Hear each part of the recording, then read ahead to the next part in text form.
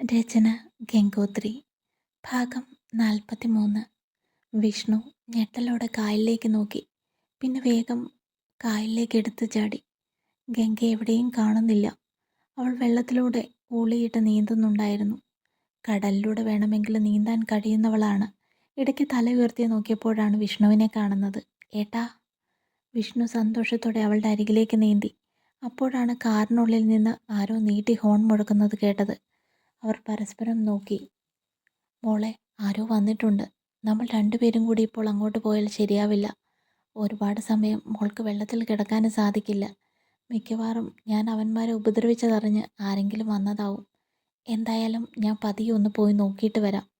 വിഷ്ണുവിൻ്റെ കയറിൻ്റെ അറ്റം വലിച്ച് അവൻ്റെ വായിൽ കടിച്ചു പിടിച്ചുകൊണ്ട് പാലത്തിൻ്റെ അരികിലേക്ക് നീന്തി. അവിടെ പാലത്തിൻ്റെ കൈവരിയിൽ പിടിച്ചുകൊണ്ട് കയർ മുകളിലേക്ക് എറിഞ്ഞു. ഗംഗ അവിടെ അടുത്തുണ്ടായിരുന്നു. വിഷ്ണു കയറിൻ്റെ അറ്റം അതിൽ കെട്ടിയിട്ടു. പിന്നെ വേഗം മുകളിലേക്ക് കയറി. അവിടെ ഉണ്ടായിരുന്ന പടവിലൂടെ മുകളിൽ റോഡിലേക്ക് കയറിയപ്പോൾ സെക്യൂരിറ്റി കാറിൻ്റെ അരികിൽ നിൽപ്പുണ്ട്. താനാരാ? കുറേ നേരമായല്ലോ കാറിവിടെ കിടക്കാൻ തുടങ്ങിയിട്ട്, സെക്യൂരിറ്റി ചോദിച്ചു. അത് കറുത്തമ്മ പറഞ്ഞിട്ട് ഞാൻ ഈ സ്ത്രീയുമായി വന്നതാ. അവരെ കറുത്തമ്മ വെടിവെച്ചു. മരിച്ചു എന്ന് തോന്നുന്നു. എവിടെയെങ്കിലും കൊണ്ടുപോയി കളയാൻ പറഞ്ഞു. ഈ കായലിലേക്ക് ഇടാൻ വേണ്ടി നോക്കാൻ പോയതാണ്, വിഷ്ണു പറഞ്ഞു. അപ്പോഴാണ് സെക്യൂരിറ്റി അകത്ത് കിടക്കുന്ന പെണ്ണിനെ നോക്കിയത്. അയ്യോ, ഇത് കാഞ്ചനയല്ലേ? മോളെ കാഞ്ചന! സെക്യൂരിറ്റി പെട്ടെന്ന് ഡോർ തുറന്നു. നിങ്ങൾക്കിവരെ അറിയോ? അപ്പോഴാണ് കാഞ്ചനയുടെ വിരലുകൾ അനങ്ങുന്നത് കണ്ടത്. വെടികൊണ്ടപ്പോൾ ബോധം പോയതാണെന്ന്. ജീവൻ ബാക്കിയുണ്ട്. പക്ഷേ കറുത്തമ്മ പറഞ്ഞത് ഒരു കൊക്കയിലേക്ക് വലിച്ചെറിയാനാണ്. വേണ്ട മോനെ, എങ്ങനെയെങ്കിലും രക്ഷിക്കണം. ഇതെൻ്റെ ജ്യേഷ്ഠൻ്റെ മകളാണ്. ഞാനാണ് ഇവളെ ജോലിക്ക് കൊണ്ടുവന്നത്. ഇവിടെ ജാവേദ് ഭായിയുടെ പെണ്ണിനെ നോക്കാൻ ഒരാളെ വേണമെന്ന് പറഞ്ഞു. അതിനുവേണ്ടി ഇവളെ കൊണ്ടുവന്നതാ. എങ്ങനെയെങ്കിലും ഇവളെ ഒന്ന് വീട്ടിലെത്തിച്ചാൽ മോനെ ദൈവം രക്ഷിക്കും. ഞാൻ കാറിൽ ഒരു സ്റ്റിക്കർ ഒട്ടിച്ചു തരാം. പിന്നെ ഈ വണ്ടി ആരും തടയില്ല. ഞാൻ അഡ്രസ്സ് പറഞ്ഞു തരാം. ഞാൻ ഫോണിൽ വിളിച്ച് പറഞ്ഞേക്കാം. അവിടെ ഒന്ന് എത്തിച്ചാൽ മതി. പിന്നെ മറ്റൊരു കാര്യം കൂടി, ഇവൾ രക്ഷപ്പെട്ടത് ആരോടും പറയരുത്. ഒരു കുഞ്ഞു പോലും അറിയരുത്. അറിഞ്ഞാൽ എൻ്റെ കുടുംബം മുഴുവൻ അയാൾ കൊല്ലും. ഭായ് ഭ്രാന്ത് പിടിച്ച് നടക്കുകയാണ്. ആ പെൺകുട്ടി രക്ഷപ്പെട്ടിരിക്കുന്നു.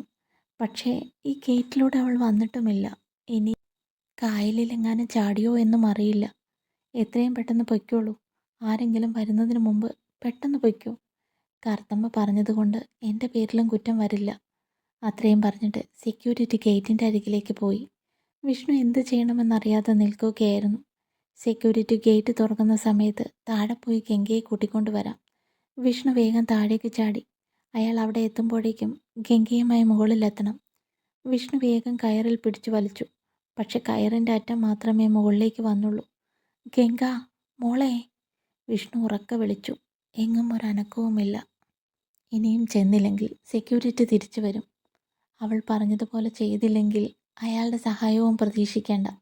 വിഷ്ണു ഒന്നുകൂടി താഴേക്ക് നോക്കിയിട്ട് മുകളിലേക്ക് കയറി. ഇനിയും താമസിച്ചാൽ ഈ പെൺകുട്ടിയുടെ ജീവൻ അപകടത്തിലാവും. സെക്യൂരിറ്റിയെ കടന്ന് വണ്ടി മുമ്പോട്ട് നീങ്ങി. പെട്ടെന്നാണ് അവിടെ ഒരു മുൾപടർപ്പിൽ നിന്ന് ഒരാൾ മുമ്പോട്ട് ചാടിയത്. വിഷ്ണു പെട്ടെന്ന് ബ്രേക്ക് ചവിട്ടി. അയാൾ വേഗം ഡോർ തുറന്ന് അകത്തേക്ക് കയറി. അയാൾ ഒരു കമ്പിളി പുതച്ചിരുന്നു. അതുകൊണ്ട് തന്നെ മുഖവും കാണാൻ സാധിക്കുമായിരുന്നില്ല. വിഷ്ണു അതാരാണ് എന്നറിയാനായി പുറകിലേക്ക് നോക്കി. ഏട്ടാ പൊയ്ക്കോ, ഇത് ഞാനാ. പിന്നിൽ നിന്നുള്ള ശബ്ദം കേട്ടപ്പോൾ ഒരു പുഞ്ചിരിയോടെ വിഷ്ണു കാർ സ്റ്റാർട്ട് ചെയ്തു. ഒരു ഇടവഴിയിലേക്ക് കാർ തിരിഞ്ഞപ്പോഴാണ് എതിർവശത്ത് നിന്ന് വന്ന വണ്ടി അവരുടെ മുമ്പിലായി കാർ പോകാൻ പറ്റാത്ത വിധം നിർത്തിയത്. അതിൽ നിന്ന് 3-4 പേർ ചാടിയിറങ്ങി. പിന്നാലെ മറ്റൊരാളും. തുടരും.